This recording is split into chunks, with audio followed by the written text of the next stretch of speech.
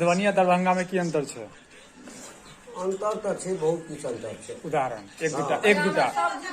एक दुटा झगड़ा नहीं करऽ के छे, दुनू एके अथी करे दियाद छे, रह दियो बात हटाओ। देखियो दरभंगे जिला में सब के मधुबनी जिला बनल छे, तो जते सुख सुविधा दरभंगा जिला में छे तते अखन मधुबनी जिला में एक दुटा उदाहरण जेना स्वास्थ्य संबंधी ल लिया। मधुबनी जिला में अखन ओते जे छै बृहत रूप से जे स्वास्थ्य संबंधी जे समस्या लोग के होय छै ओकर समाधान नहीं छे। हाँ, धीरे धीरे जे छै से अहाँके मधुबनी जिला जे छै ओहि तरफ जे छै अग्रसर भ रहल छै। जेना झंझारपुर में मेडिकल कॉलेज बन रहल छै। हाँ, नहीं अखन नहीं छै।